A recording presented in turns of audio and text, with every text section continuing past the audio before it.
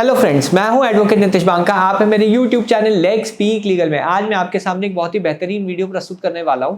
आज मैं आपको ये बताने वाला हूं कि कैसे जो है जीरो मेंटेनेंस आप अपने केस में ले सकते हैं, ऑर्डर ले सकते हैं, अपने फेवर में ये ऑर्डर होगा, ये कैसे आप कर सकते हैं। आज मैं इसके बारे में जो है आपके सामने बात करने वाला हूँ कि ये कैसे पॉसिबल है।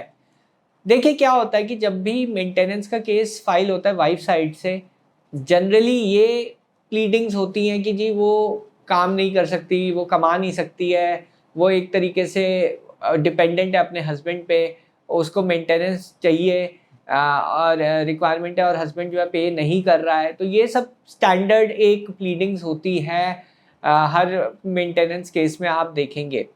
और मैं एक आपके साथ एक बात भी करना चाह रहा हूँ कि यूट्यूब का जो प्लेटफॉर्म है, कई लोग उसको बहुत ज़्यादा मिसयूज़ कर रहे हैं, कई क्रिएटर्स बहुत ज़्यादा मिसयूज़ कर रहे हैं, ऐसी ऐसी इम्प्रैक्टिकल वीडियोस बना रहे हैं जो कि कोर्ट में जो है बिल्कुल मान्य नहीं है और सिर्फ व्यूज़ और क्लिक्स के लिए जो है आजकल कंटेंट प्रेजेंट किया जा रहा है, जबकि असली नॉलेज जो है बहुत ज़्यादा जो है मिसयूज़ हो रही है, असली नॉलेज दे नहीं रहे हैं।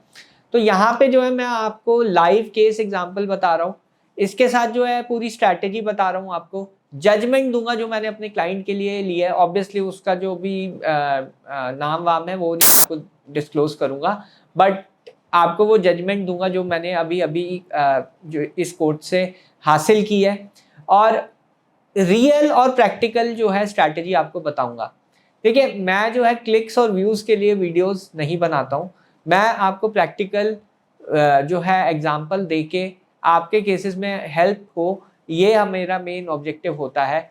इसलिए शायद मेरे वीडियोस में औरों के कंपैरेटिवली कम व्यूज़ आते हैं, क्योंकि यहाँ पे मैं क्लिक बेट के पीछे बिल्कुल नहीं चलता हूँ। सिंपल और स्ट्रेट फॉरवर्ड अप्रोच है मेरी, और ना ही क्लिक्स के लिए ना व्यूज़ के लिए, क्योंकि मेरे को कोई फ़ायदा नहीं है ऐसी क्लिक्स और व्यूज़ जो मिसलीड करे। और जब क्लाइंट की एक्सपेक्टेशंस ऐसे हों कि जी ये वकील साहब तो 100% मुझे आउट करा ही देंगे, ये वकील साहब तो 100% मेरी प्रॉब्लम सॉल्व कर ही देंगे क्योंकि इन्होंने ऐसी वीडियोस बनाई है, ये मेरी जो है मिसकंसेप्शन मेरी वीडियोस में तो नहीं मिलेगा।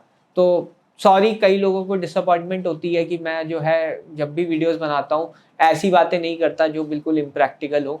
I am really sorry, but ये रियलिटी है। सच यही है कि आपको जो है प्रैक्टिकल इम्प्लीमेंटेशन जो कोर्ट में काम करे वो चीज़ से ही मैं अवगत कराऊंगा। ऐसी चीज़ें एग्जांपल्स मेरे पास कम ही होते हैं, और जो होते हैं मैं उसे वैसे ही प्रेजेंट करता हूं।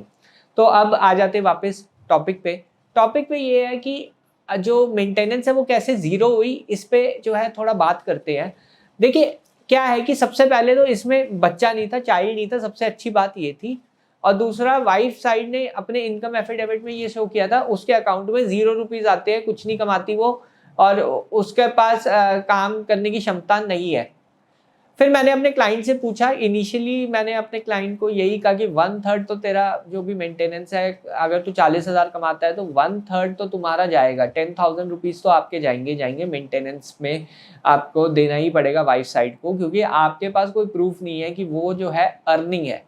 अब यहाँ पे जो है मेरे क्लाइंट ने थोड़ी अच्छी रिसर्च की, रिलेटिव से बात की, और रिलेटिव्स और थोड़ा उसे कहीं से पता चल गया कि वो जो वाइफ है वो कमाती भी है, और उसका एक और बैंक अकाउंट है जो उसने कोर्ट के सामने नहीं रखा। वो बैंक अकाउंट की डिटेल्स और जहाँ पे वो कमाती है वो चीज़ें मैंने कोर्ट के सामने रखी, सेक्शन 91 की एक एप्लीकेशन डाली, और वो जो बैंक अकाउंट स्टेटमेंट है उसने फिर कोर्ट के सामने फाइल कर दी थी। इनिशियली तो उसने कहा कि मैं कुछ नहीं कमाती, जब कोर्ट ने देखा कि उसके बैंक अकाउंट में पिछले 3 साल से 11 लाख की ट्रांजैक्शन हुई पड़ी है, 11 लाख रुपए डिपॉजिट हुए हैं, और लास्ट ट्रांजैक्शन उसके अकाउंट में 40,000 रुपए की है।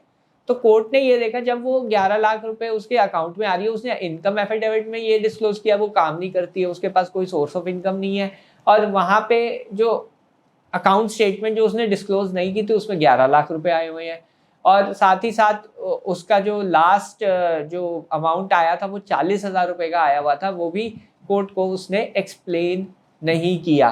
तो यहाँ पे देखिए कि कैसे जो है कोर्ट को गुमराह किया गया, कोर्ट से झूठ बोला गया। तभी मैं कहता हूं कि आप एटलीस्ट एक बैंक अकाउंट स्टेटमेंट ले आइए, बाकी काम मेरा है, मैं हेल्प कर दूंगा आपको। पर अगर आपका ऐसा केस नहीं है तो फिर आपके ऊपर मेंटेनेंस लगेगी। बट इस केस में कुछ अलग ही फैक्ट्स थे। तो यहाँ पे सोर्स ऑफ इनकम वाइफ का निकाला आया हस्बैंड ने, और ये भी बताया कि ये यहाँ पे काम करती है, इस कंपनी में काम करती है। तो वो डिटेल्स भी हमने कोर्ट्स को कहा कि आप मंगवाइए, बट कोर्ट ने कहा कि सिंस बैंक अकाउंट स्टेटमेंट आ गई है तो उसी से ही हम कंसिडर करेंगे। कोर्ट ने वो चीज़ कंसिडर की, अपनी जजमेंट में भी लिखा। आप जजमेंट का मैं आपको बताऊंगा कहाँ पे है लिंक। तो जजमेंट में भी यही चीज़ लिखी कि वो 40,000 रुपये कहीं ना कहीं से उसके अकाउंट में आए और उसने जो है डिस्क्लोज नहीं किए। तो ये सब ट्रांजैक्शन जब उसने डिस्क्लोज नहीं की, वो केपेबल ऑफ वर्किंग है, वो क्वालिफाइड है, ऐसे में ये कोर्ट ये नहीं कह सकता कि वो जो है काम नहीं कर सकती है। और आइडियल स्पाउस को कोर्ट मेंटेनेंस नहीं देगा अगर वो जानबूझ के आइडियल विलफुली आइडियल बैठी है, जबकि उसके बाद क्वालिफिकेशन भी है, वो काम कर सकते हैं, कोई बच्चा भी नहीं है, वेडलॉक से कोई बच्चा भी नहीं पैदा हुआ, तो वो बिल्कुल काम कर सकते हैं। कोर्ट का तो ये सीधा मानना था। और सेक्शन 23 का इंटरप्रेट किया कि सेक्शन 23 आपको तभी देना पड़ेगा जब आपकी जो है आप इनकेपेबल हो। बट यहाँ पे कोर्ट ने सिंस फाइंड आउट किया कि वो केपेबल है, तो कोर्ट ने मेंटेनेंस जो है बिल्कुल डिनाई कर दिया।